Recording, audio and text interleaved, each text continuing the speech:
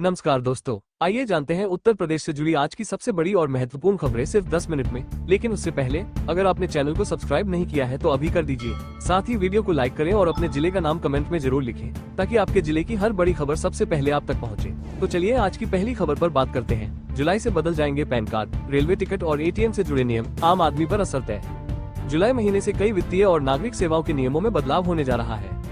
अब नया pan card बनवाने के लिए आधार कार्ड अनिवार्य होगा। पुराना लिंक न करने पर पैन हो सकता है रद्द। Online wallet, credit card payment और रेलवे टिकट बुकिंग के नियमों में भी बदलाव तय। ये सभी छोटे नियम आम जनता की जेब पर बड़ा असर डाल सकते हैं, खासकर डिजिटल लेन देन करने वालों पर। बदलते नियमों की जानकारी पहले से लेना जरूरी है ताकि कोई असुविधा न हो। पैन आधार लिंक करने की अंतिम तारीख है 31 दिसंबर 2025। इन बदलावों के बाद वित्तीय लेन देन में पारदर्शिता और सुरक्षा बढ़ेगी। अब इधर देखिए, अगली खबर आ रही है। PM किसान योजना की 20वीं किस्त का इंतजार खत्म होने वाला, एक झलक में जाने जरूरी बातें। 10 करोड़ से अधिक किसान कर रहे हैं PM किसान योजना की 20वीं किस्त का इंतजार। किस्त इस बार भी 2000 रुपए की होगी, जो जुलाई के अंत तक कभी भी आ सकती है। योजना का लाभ पाने के लिए अनिवार्य है eKYC पूरा करना। अगर परिवार का कोई सदस्य आयकर दाता है तो पूरा परिवार इस योजना से वंचित हो जाएगा। जिनके नाम पर खेत नहीं है या खेती के बदले कोई अन्य कार्य होता है, उन्हें भी लाभ नहीं मिलेगा। मोबाइल से खुद भी PM किसान की वेबसाइट पर eKYC किया जा सकता है। किसानों को सलाह, किस्त से पहले eKYC पूरा कर लें ताकि भुगतान में देरी न हो। चलिए इसी के साथ देखते हैं अगली खबर को। वाराणसी लखनऊ रूट पर बढ़ेगी ट्रेनों की रफ्तार, जुलाई में सिग्नल अपग्रेड के लिए लिया जाएगा ब्लॉक। गोरखपुर से लखनऊ और वाराणसी के बीच ट्रेनों की गति अब होगी और तेज। जुलाई में ऑटोमेटिक ब्लॉक सिग्नल सिस्टम लगाने के लिए ब्लॉक लेने की तैयारी शुरू। गोविंद नगर, बबनान और देवरिया सदर भटनी सेक्शन में कार्य अंतिम चरण में। काम के दौरान कई ट्रेनें रहेंगी निरस्त, कुछ का मार्ग बदलेगा या शॉर्ट टर्मिनेट किया जाएगा। लोको पायलटों को मिलेंगे ग्रीन, येलो, डबल येलो और रेड सिग्नल। ट्रेनों का संचालन होगा स्मार्ट।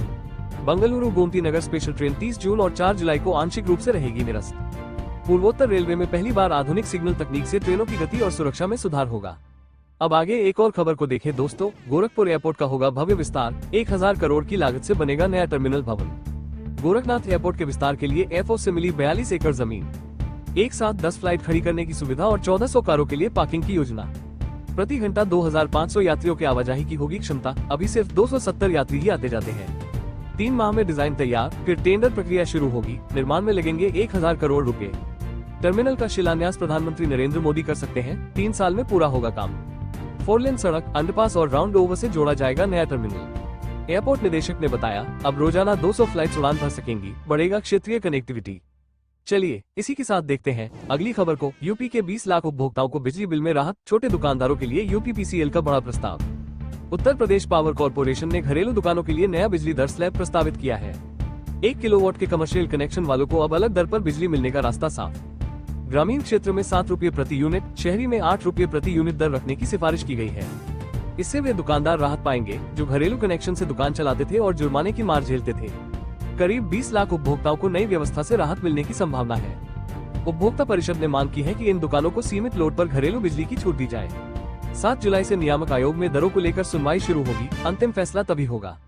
अब आगे एक और खबर को देखें दोस्तों। लखनऊ में अब आसमान छुएंगी इमारतें, एल्डा ने पास किए 42 मंजिल तक के प्रोजेक्ट्स।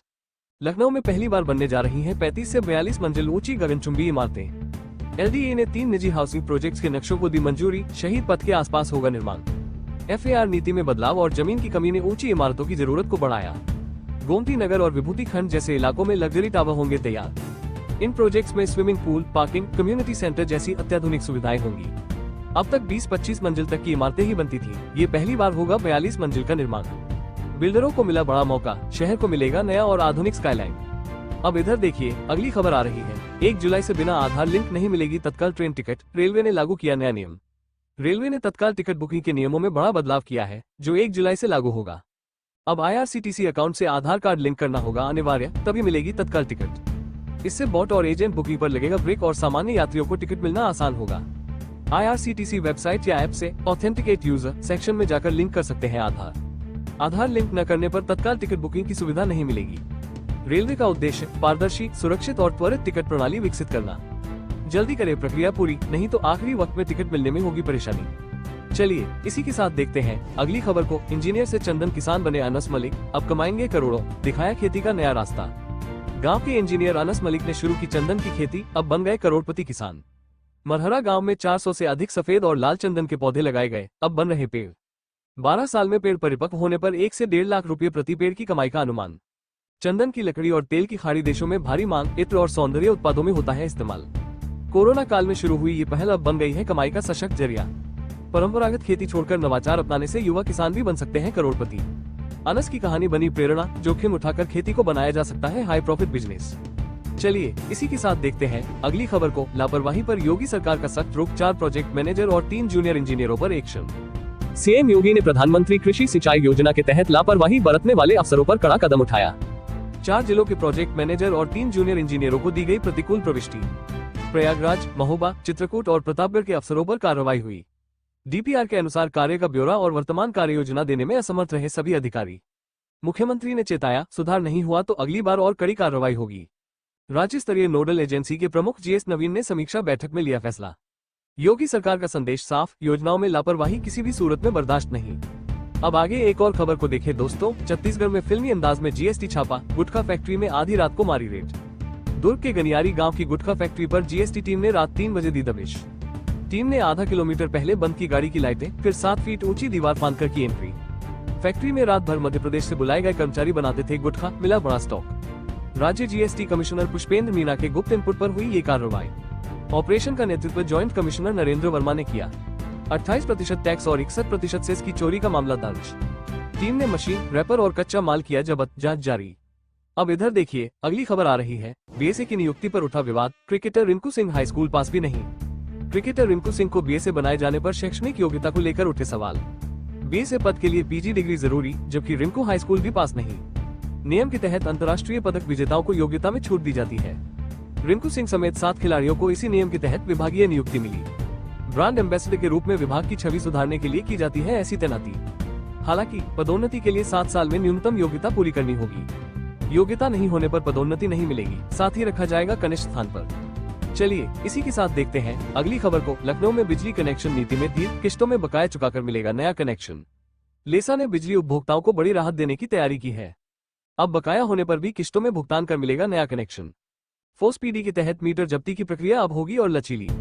कमिश्नर की जनसुनवाई में एक केस सामने आने पर हुआ त्वरित निर्णय।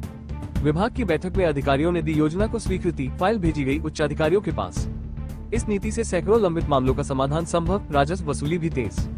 लखनऊ के हजारों उपभोक्ताओं को मिलेगा सीधा लाभ। अब आगे एक और खबर को देखें दोस्तों। मां की नौकरी पाने के लिए बेटा बना अपराधी, 12 घंटे पहले बनवा लिया मृत्यु प्रमाण पत्र। पीएस बड़ी ई की कुक चंद्रा देवी की मौत से पहले ही बेटे ने बनवा लिया फर्जी मृत्यु प्रमाण पत्र। प्रहलाद सिंह पर धोखाधड़ी का केस दर्ज, मृतक आश्रित की नौकरी पाने की थी साजिश। 28 फरवरी शाम 5:33 बजे जिंदा डिस्चार्ज, जबकि मौत का प्रमाण पत्र सुबह 5:23 का। बेटे की भूमिका संदिग्ध, पुलिस ने दर्ज की एफआईआर और जांच में जुटी। परिवार ने गाय की चोरी का बहाना बनाकर बीमारी की कहानी रची थी प्रचारित। सरकारी अस्पतालों से इलाज कराने के बाद अचानक पीजीआई से कराया गया डिस्चार्ज। मामला बना सनसनी, क्या नौकरी के लिए मां की बलि चढ़ा दी गई? अब इधर देखिए अगली खबर आ रही है। यूपी को मिला नया टेक हब, 417 करोड़ की एएमसी परियोजना से आएंगे 15,000 रोजगार। गौतम बुद्ध नगर में बनेगा अत्याधुनिक इलेक्ट्रॉनिक्स विनिर्माण क्लस्टर ईएमसी। 417 करोड़ रुपए की लागत से बनने वाली इस परियोजना से मिलेगा बड़ा रोजगार अवसर। 15,000 से ज्यादा युवाओं को मिलेगा काम। प्रदेश बनेगा टेक्नोलॉजी का हब। ईएमसी 2.0 योजना के तहत मिलेगा उन्नत इंफ्रास्ट्रक्चर और निवेश को बढ़ावा। मुख्यमंत्री योगी ने प्रधानमंत्री का जताया आभार, कहा डबल इंजन सरकार का संकल्प मजबूत। नोएडा, ग्रेटर नोएडा जैसे इलाके बनेंगे वैश्विक कंपनियों के पसंदीदा ठिकाने। अब उत्तर प्रदेश केवल कृषि राज्य नहीं, बन रहा है औद्योगिक ताकत। तो दोस्तों ये थी आज की कुछ महत्वपूर्ण खबरें और जानकारियां जो आपके लिए बेहद उपयोगी साबित हो सकती है। ऐसी जानकारी आपको शायद और कहीं एक साथ न मिल सके, इसलिए रोज की ताज़ा खबरों के लिए हमारे चैनल को सब्सक्राइब जरूर करें और वीडियो को लाइक नहीं किया तो लाइक करें। साथ में अपने जिले का नाम कमेंट में लिखें ताकि आपके जिले से जुड़ी हर जानकारी आप तक पहुंच सके। धन्यवाद। जय हिंद, जय भारत।